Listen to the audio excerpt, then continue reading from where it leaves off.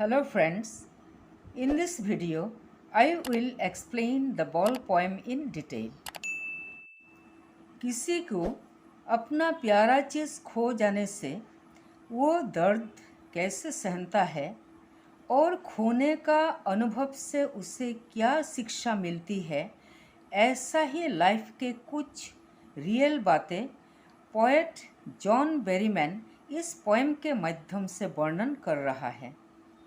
Poet Berryman का कहना है, ऐसा रियलिटी का सामना सबको एक ना एक दिन करना ही पड़ता है। इस पोएम में एक लड़का अपना बॉल खो देता है। उस बॉल का कीमत ज़्यादा भी नहीं है और दूसरा बॉल भी खरीदना मुश्किल नहीं है, लेकिन लड़के को वही बॉल चाहिए। पर क्यों, जानने के लिए हम पोएम को पढ़ते हैं। What is the boy now who has lost his ball? What is he to do? I saw it go merrily bouncing down the street and then merrily over. There it is in the water.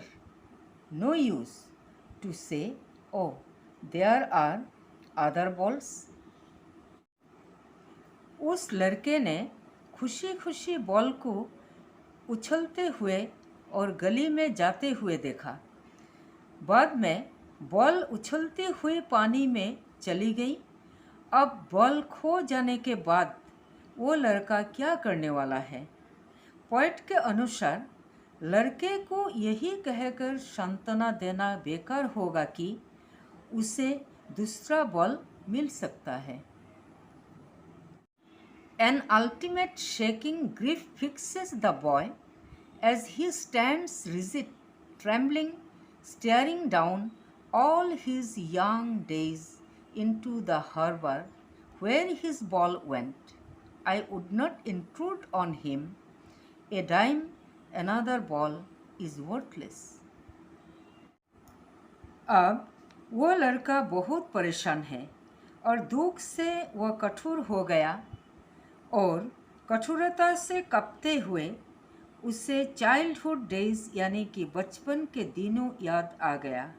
लड़के का अनुभव है जैसे ball पानी में चला गया और उसे वापस नहीं मिलेगा, उसी तरह जो चाइल्डहुड मोमेंट्स चला गया वो कभी भी बॉल के जैसा वापस लौट कर नहीं आएगा।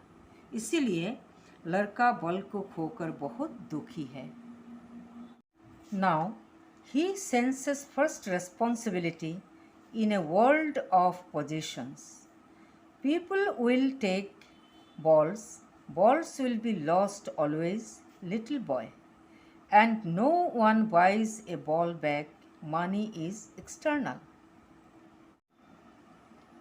पोएट का कहना है, लड़के के लिए दूसरा बॉल वर्थलेस है।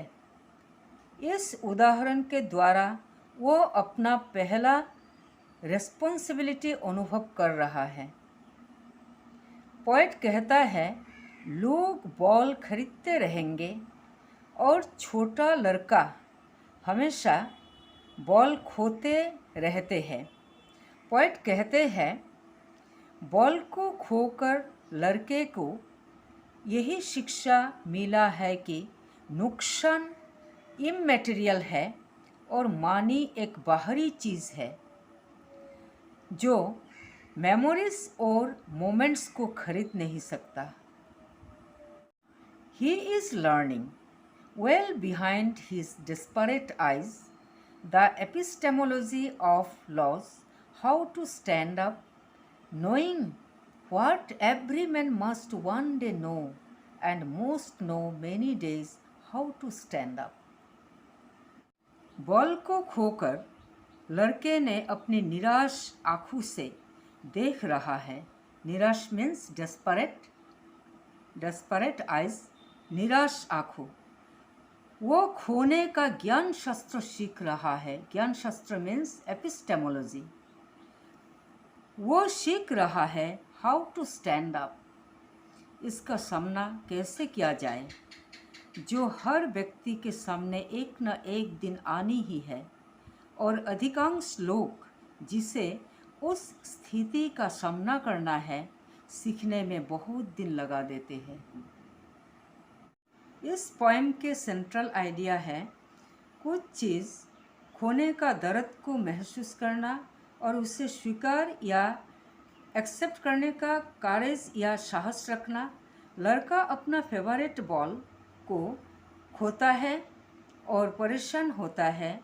वह इजीली एक दूसरा बॉल खरीद सकता है, लेकिन यहाँ पुराना बॉल खोने का दर्द ज़्यादा मैटर करता है।